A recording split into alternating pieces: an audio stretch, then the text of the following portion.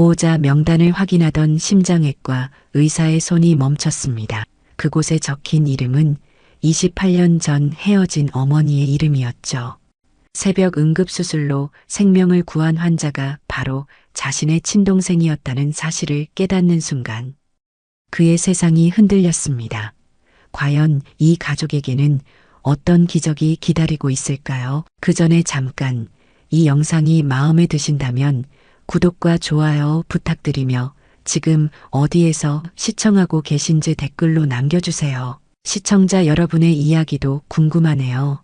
사연 이어서 들려드리겠습니다. 서울대학병원 심장외과 당직실 새벽 3시 12분을 가리키는 시계 소리만이 고요한 정적을 깨뜨리고 있었습니다. 박준혁은 좁은 침대에서 몸을 뒤척이며 깊은 잠에 빠져 있었죠. 35세의 심장외과 레지던트 5년 차인 준혁은 이틀째 병원에서 밤을 지새우고 있었는데요. 연속된 수술과 회진으로 지친 몸은 한계에 다다르고 있었습니다. 갑자기 요란한 호출기 소리가 당직실을 가득 메웠습니다. 준혁은 반사적으로 몸을 일으키며 호출기를 확인했죠. 응급실에서 온 메시지였습니다. 30세 여성, 급성 흉통, 심전도, ST 상승, 심장외과 컨설트 요청. 준혁의 잠은 단숨에 달아났습니다. 심근경색일 가능성이 높다는 판단이 섰거든요. 서둘러 가운을 걸치고 복도를 뛰어가는 준혁의 머릿속에는 오직 환자 구조에 대한 생각뿐이었습니다. 엘리베이터를 기다릴 시간도 아까워 계단으로 응급실을 향했죠. 2층 계단을 한 번에 2개씩 뛰어내려가며 숨이 가팔랐지만 멈출 수 없었습니다. 누군가의 생명이 자신의 발걸음에 달려있다는 사실이 준혁을 더욱 재촉했거든요. 응급실에 도착하자 의료진들이 분주하게 움직이고 있었습니다. 간호사 김미영이 준혁을 보자 급히 다가왔죠. 선생님, 환자 상태가 심각합니다. 혈압이 계속 떨어지고 있어요. 준혁은 즉시 환자가 누워있는 침대로 향했습니다. 마스크로 가려진 얼굴의 젊은 여성이 고통스러워하며 신음하고 있었죠. 심전도 모니터를 확인한 준혁의 표정이 굳어졌습니다. 전형적인 심근경색 소견이었거든요. 하지만 뭔가 이상했습니다. 30세라는 나이에 비해 너무 심각한 상태였죠. 혈액 검사 결과 나왔습니까? 준혁이 물었습니다. 간호사가 결과지를 건네주며 대답했죠. 심장요소 수치가 정상의 10배를 넘었습니다. 그리고 선생님. 간호사가 망설이며 말을 이었습니다. 환자분이 의식을 잃기 전에 계속 누군가를 부르고 있었어요. 오빠라고요. 준혁은 환자의 얼굴을 자세히 들여다보았습니다. 고통으로 일그러진 얼굴이었지만 어딘가 익숙한 느낌이 들었거든요. 하지만 지금은 그런 생각을 할 여유가 없었습니다. 환자의 생명을 구하는 것이 우선이었죠. 즉시 심혈관 조영술 준비해 주세요. 관상동맥이 막혔을 가능성이 높습니다. 준혁의 차분하고 단호한 지시에 의료진들이 신속하게 움직였습니다. 환자를 시술실로 옮기는 동안 준혁은 계속해서 환자의 상태를 관찰했죠. 맥박은 약하지만 규칙적이었고 호흡도 안정적이었습니다. 시술실에서 관상동맥 조영술을 시행한 결과 예상대로 주요 혈관이 막혀 있었습니다. 준혁은 즉시 풍선 확장술을 시행했죠. 막힌 혈관을 뚫고 스텐트를 삽입하는 과정은 1분 1초가 중요했습니다. 다행히 시술은 성공적으로 끝났고 환자의 상태도 안정을 찾기 시작했습니다. 시술을 마친 준혁은 안도의 한숨을 내쉬었습니다. 위기는 넘겼지만 환자는 여전히 중환자실에서 집중 관리가 필요한 상태였죠. 준혁은 환자 차트를 정리하며 자세한 기록을 남겼습니다. 그때까지만 해도 이 환자가 자신에게 어떤 의미인지 전혀 모르고 있었거든요. 시술을 마친 준혁은 환자를 중환자실로 이송한 후 처치실로 돌아왔습니다. 새벽 4시가 넘어가는 시간이었지만 아직 해야 할 일이 남아 있었거든요. 환자 차트 정리와 상세한 의료 기록 작성이 필요했습니다. 준혁은 책상에 앉아 차트를 펼치며 깊은 한숨을 내쉬었죠.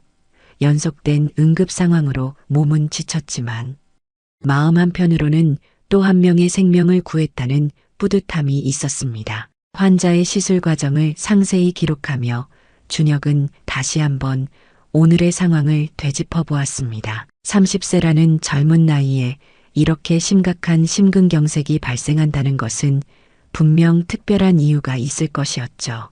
혹시 선천성 심장질환이 있었던 건 아닐까 하는 생각이 들었습니다. 가족력이나 과거 병력에 대한 정보가 더 필요했거든요. 준혁은 차트를 넘기며 환자의 기본 정보를 다시 확인하기 시작했습니다. 이름은 박소영, 나이는 30세, 주소는 서울 강남구, 여기까지는 평범한 정보였죠. 하지만 다음 페이지를 넘기는 순간 준혁의 손이 멈췄습니다.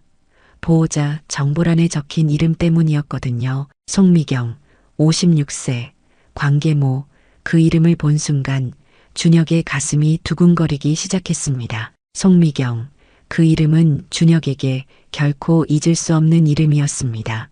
28년 전 7살의 준혁을 두고 미국으로 떠났던 어머니의 이름이었거든요. 하지만 그저 우연의 일치일 거라고 생각하려 했습니다. 송미경이라는 이름이 그리 흔하지 않은 이름은 아니었으니까요. 준혁은 떨리는 손으로 차트를 다시 들여다보았습니다. 그런데 환자의 이름을 다시 보는 순간 준혁의 심장이 더욱 빠르게 뛰기 시작했습니다. 박소영, 성이 박씨였습니다. 자신과 같은 성이었죠. 나이도 30세, 계산해보니 정확히 28년 전 2살이었던 여동생의 나이와 일치했습니다. 준혁은 의자에서 일어나 복도로 나왔습니다. 갑자기 숨이 가빠지고 어지러움을 느꼈거든요. 복도 벤치에 앉은 준혁의 머릿속에는 28년 전 기억들이 파노라마처럼 스쳐 지나갔습니다. 7살의 준혁이 2살배기 여동생 수아를 안고 있던 모습, 어머니 송미경이 수아를 데리고 공항으로 향하던 그날의 기억들이었죠. 준혁아, 엄마가 수아랑 잠깐 미국에 다녀올게. 아빠랑 잘 있어. 어머니의 마지막 말이 아직도 귀에 선명했습니다. 하지만 그 잠깐이라는 약속은 지켜지지 않았습니다. 몇 달이 지나고 1년이 지나도 어머니와 수아는 돌아오지 않았죠. 처음에는 가끔 전화가 오기도 했지만 점점 연락이 뜸해지더니 나중에는 아예 소식이 끊겼습니다. 아버지 박철민은 그 일 이후 더욱 일에만 매달렸고 준혁 역시 아버지를 따라 의학의 길로 들어섰거든요. 준혁은 다시 처치실로 돌아와 차트를 펼쳤습니다. 이번에는 더욱 자세히 환자의 정보를 살펴보았죠. 주소지를 보니 최근에 미국에서 귀국한 것으로 보였습니다. 응급연락처에 적힌 전화번호 앞자리도 얼마 전까지 미국 번호였다가 최근에 한국 번호로 변경된 흔적이 있었거든요. 모든 정황이 일치하고 있었습니다. 준혁의 손이 떨리기 시작했습니다. 설마 정말로 자신의 여동생일까요? 그렇다면 28년 만에 이런 식으로 다시 만나게 된 걸까요?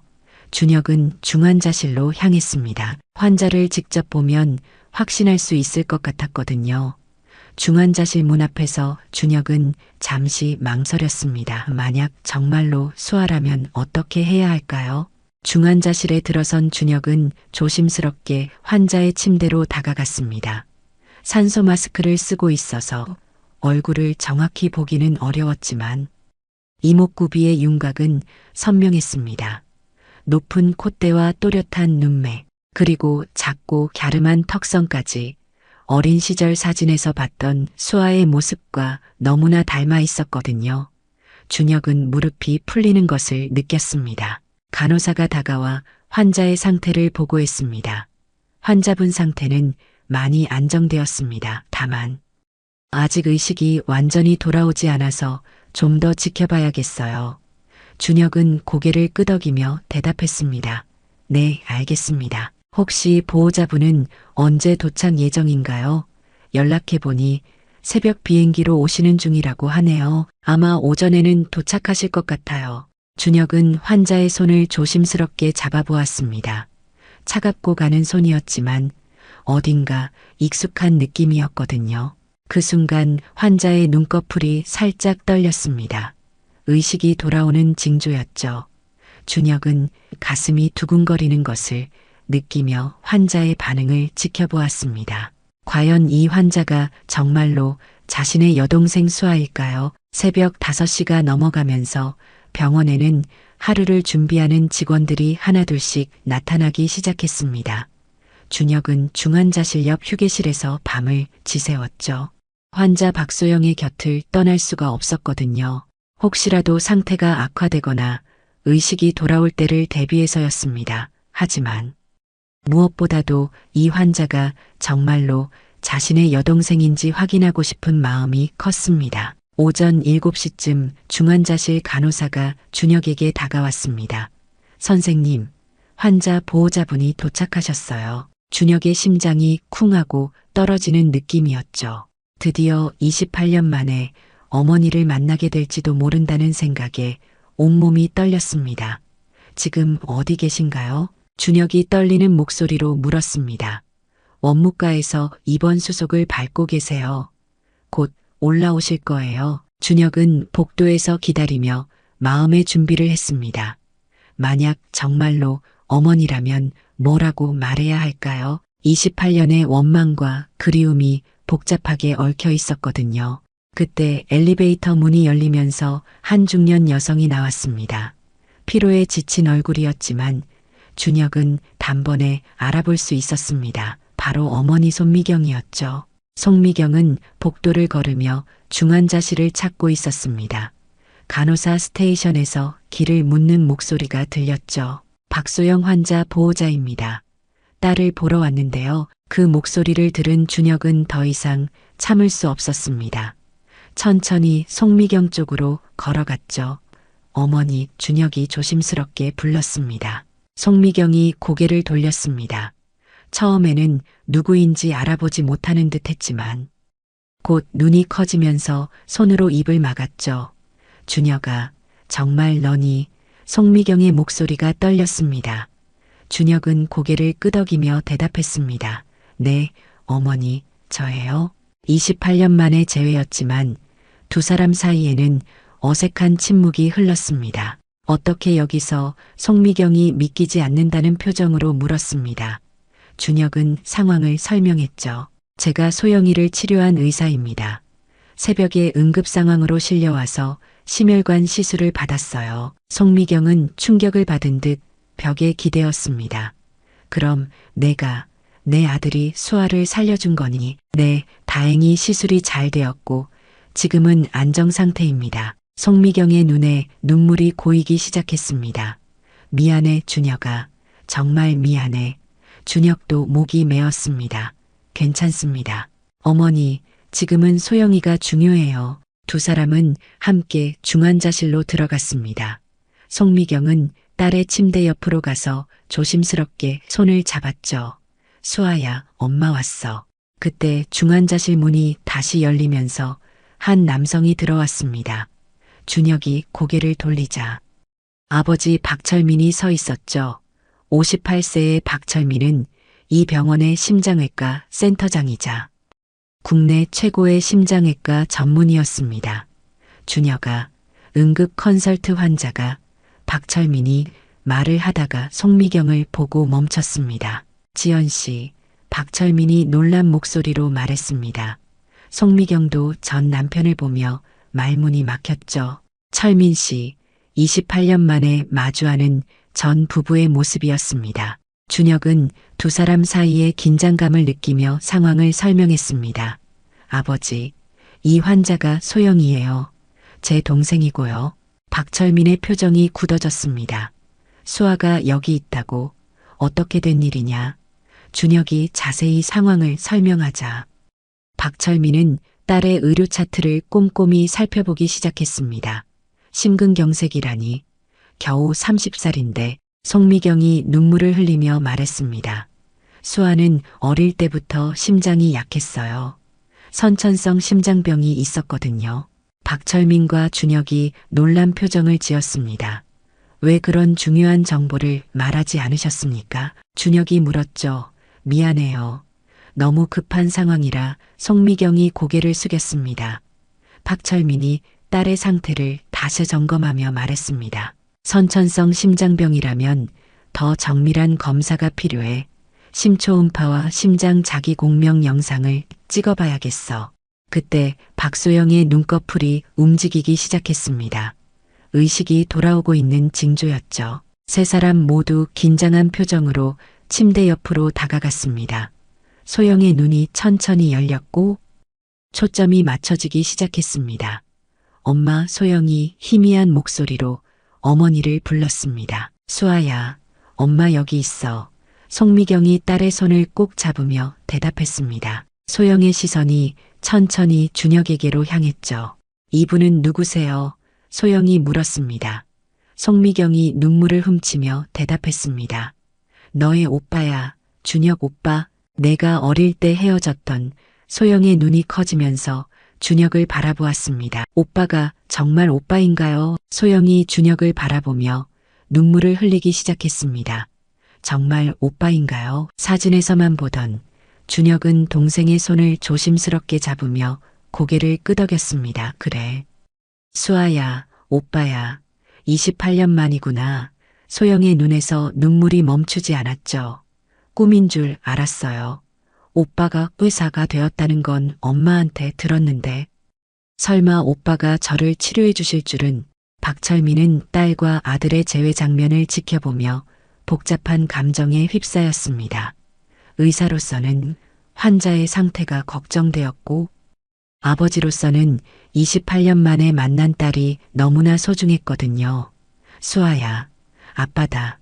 박철민이 조심스럽게 말했습니다. 소영은 아버지를 보며 잠시 말을 잇지 못했죠. 기억 속의 아버지보다 많이 늙어 있었지만 여전히 카리스마 있는 모습이었습니다. 아버지. 소영이 떨리는 목소리로 불렀습니다. 박철민의 눈에도 눈물이 고였죠. 미안하다. 수아야, 아빠가 너를 지켜주지 못해서. 송미경이 옆에서 지켜보며 눈물을 훔쳤습니다.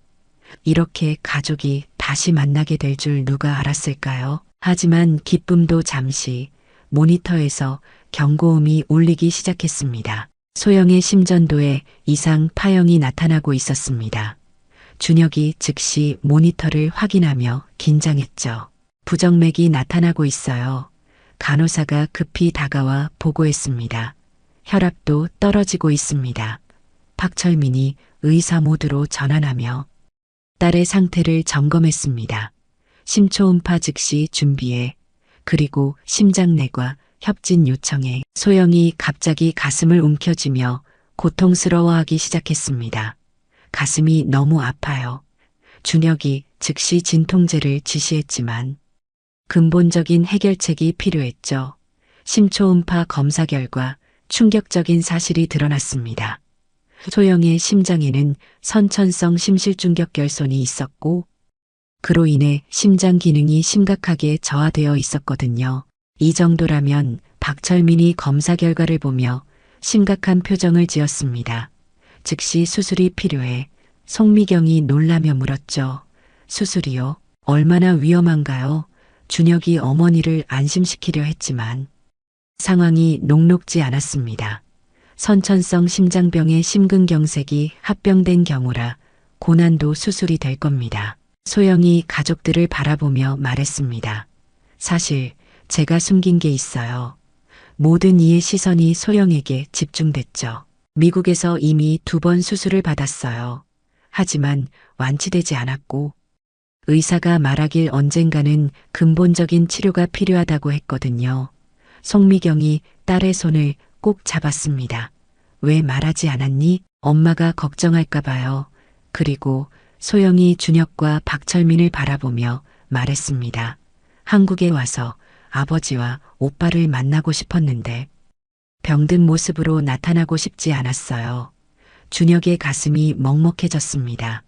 동생이 이렇게 힘들어하고 있었는데 자신은 그 사실도 모르고 있었거든요. 박철민이 심장외과 전문의로서 판단을 내렸습니다. 복잡한 선천성 심장병 교정술이 필요해 심실중격결손 봉합과 함께 관상동맥 우회술까지 해야 할 것 같아 준혁이 아버지를 바라보며 물었습니다. 성공률은 어느 정도인가요? 우리 병원에서는 90% 이상이지만 박철민이 잠시 망설이며 말했습니다. 수아의 경우는 좀 더 복잡해.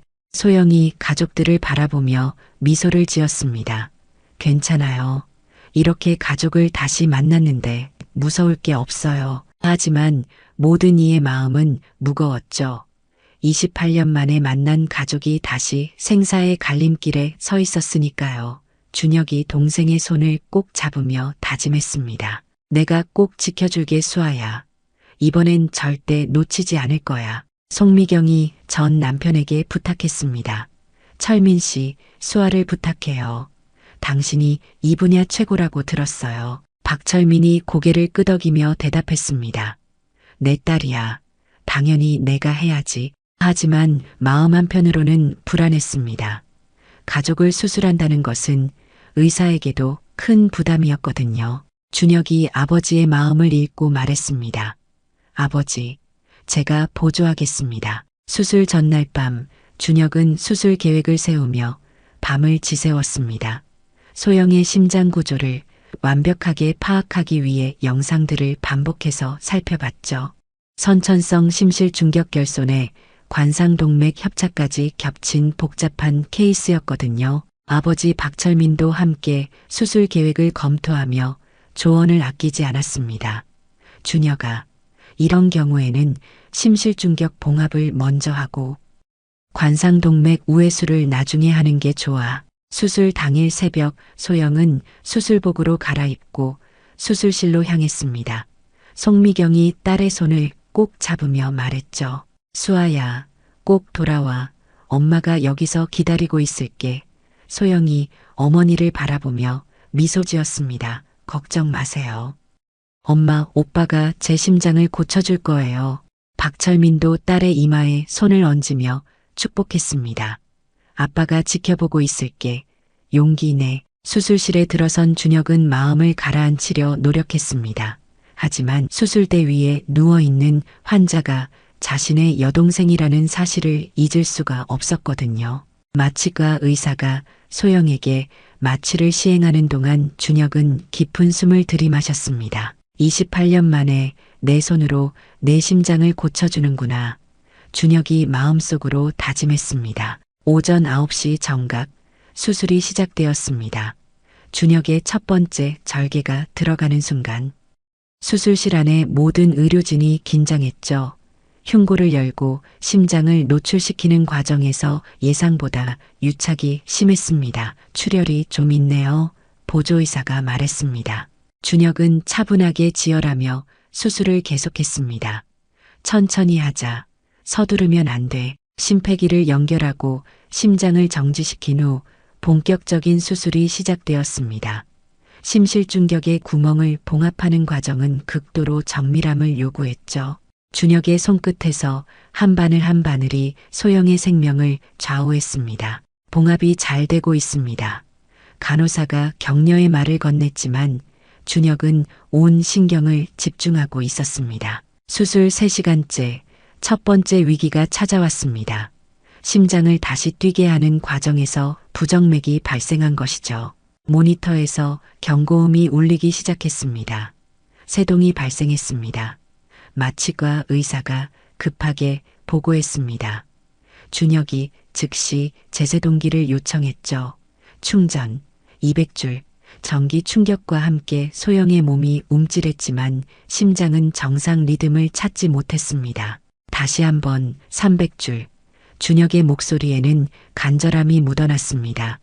두 번째 제세동 후에도 심장은 제대로 뛰지 않았죠. 수술실 안의 분위기가 무거워졌습니다. 심장 마사지 시작합니다.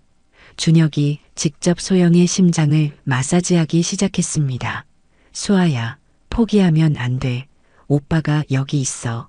준혁이 마음속으로 간절히 외쳤습니다. 5분간의 심폐소생술 후 기적이 일어났습니다. 모니터에 정상적인 심전도 파형이 나타나기 시작한 것이죠. 심장이 다시 뛰기 시작합니다. 간호사가 안도의 목소리로 말했습니다. 준혁은 땀을 훔치며 수술을 계속했습니다. 이제 관상동맥 우회술이 남아 있었거든요. 관상동맥 우회술은 더욱 정교한 기술을 요구했습니다. 막힌 혈관 대신 다리 정맥을 이용해 새로운 통로를 만드는 작업이었죠. 준혁은 현미경을 보면서 혈관과 혈관을 연결했습니다. 한 땀 한 땀이 모두 소영의 미래를 결정하는 중요한 순간들이었습니다. 문합이 완료되었습니다. 준혁이 보고했습니다. 수술 7시간째 모든 과정이 순조롭게 진행되고 있었습니다. 하지만 마지막 봉합 과정에서 또 다른 위기가 찾아왔죠. 수술 부위에서 출혈이 발생한 것입니다. 출혈 부위를 찾아야 합니다. 준혁이 차분하게 말하며 출혈 원인을 찾기 시작했습니다. 다행히 작은 혈관에서 나는 출혈이었고 금세 지혈할 수 있었습니다. 오후 5시 마침내 8시간에 걸친 대수술이 끝났습니다. 준혁은 마지막 봉합을 마치며 안도의 한숨을 내쉬었죠. 수술이 성공적으로 끝났습니다. 수술실 안에 모든 의료진이 박수를 쳤습니다. 소영의 심장은 이제 정상적으로 뛰고 있었거든요. 준혁은 소영의 얼굴을 바라보며 눈물을 참았습니다. 수아야, 이제 괜찮아. 수술실 밖에서 기다리고 있던 송미경과 박철민에게 수술 성공 소식이 전해졌습니다. 송미경은 그 자리에 주저앉아 울음을 터뜨렸고 박철민은 아들을 자랑스럽게 바라보았죠. 고생했다. 준혁아. 박철민이 아들의 어깨를 두드렸습니다. 28년 만에 다시 만난 가족, 그리고 성공한 기적의 수술이었습니다. 6장. 수술 후 사흘째, 소영은 중환자실에서 일반 병실로 옮겨졌습니다. 의식도 완전히 돌아왔고 심장 기능도 정상으로 회복되고 있었거든요. 준혁은 매일 아침 병실을 찾아 동생의 상태를 확인했습니다. 오늘 기분은 어때 수아야? 준혁이 미소 지으며 물었죠. 많이 좋아졌어요. 오빠 가슴도 안 아프고 숨쉬기도 편해요. 소영이 밝게 대답했습니다. 송미경은 딸 곁을 한시도 떠나지 않았습니다. 28년 동안 놓쳤던 시간을 보상받고 싶었거든요. 수아야, 엄마가 미국에서 가져온 사진들 보여줄까? 손미경이 가방에서 앨범을 꺼냈습니다. 그 안에는 소영이 자라면서 찍은 사진들이 가득했죠. 졸업식 사진, 생일 파티 사진, 친구들과 함께한 사진들까지. 준혁도 함께 앨범을 보며 놓친 시간들을 되돌아봤습니다. 박철민도 매일 병실을 찾았습니다. 의사로서뿐만 아니라 아버지로서 딸이 걱정되었거든요. 수아야, 태어나면 아빠랑 맛있는 거 먹으러 가자. 박철민이 딸의 손을 잡으며 말했습니다. 정말요, 아버지. 한국 음식 정말 먹고 싶었어요.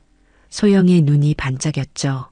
가족이 함께할 시간을 기대하고 있었습니다. 일주일 후 소영은 완전히 회복되어 퇴원할 수 있게 되었습니다. 준혁이 퇴원 수속을 도와주며 말했죠. 이제 정말 새 생활이 시작이야. 네 오빠, 이제 건강한 심장으로 새롭게 살 수 있어요. 소영이 감사한 마음으로 대답했습니다. 송미경이 딸을 부축하며 병실을 나서는데 감회가 새로웠습니다. 병원에서 시작된 기적 같은 재회였으니까요. 퇴원 후 한 달이 지났을 때 준혁은 가족들을 자신의 집으로 초대했습니다. 28년 만에 갖는 진짜 가족 모임이었거든요. 소영은 완전히 건강을 회복해서 밝은 모습을 되찾았습니다. 오빠 집이 정말 예쁘네요. 소영이 집안을 둘러보며 말했죠. 내가 좋아할 만한 음식들 준비했어. 준혁이 주방에서 정성스럽게 차린 음식들을 가져왔습니다. 식탁에 둘러앉은 네 가족, 박철민이 먼저 입을 열었습니다. 이렇게 다시 모일 수 있어서 정말 감사해. 송미경도 고개를 끄덕이며 말했죠.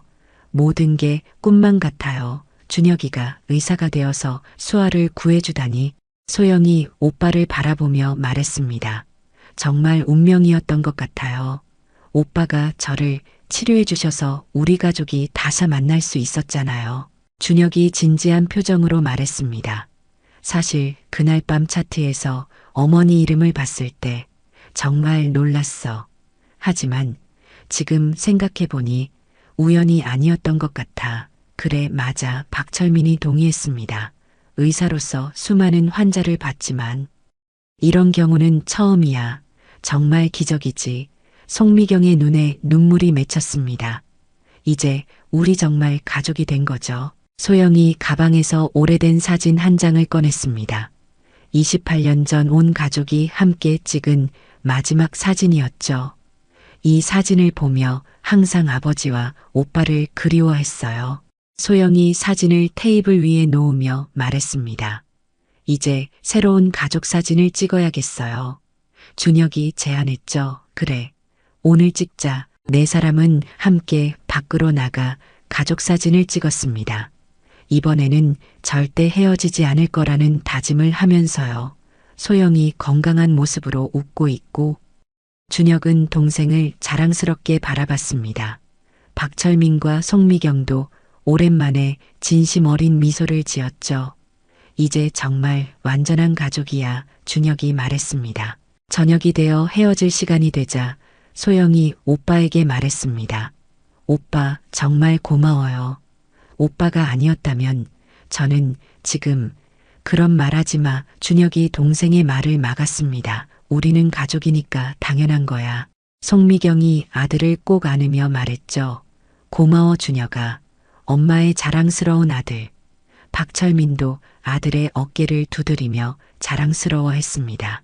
그날 밤 준혁은 창가에 서서 별을 바라보았습니다. 28년의 긴 이별이 끝나고 가족이 다시 하나가 되었다는 사실이 아직도 믿기지 않았거든요. 핸드폰에 저장된 오늘의 가족 사진을 보며 미소 지었습니다.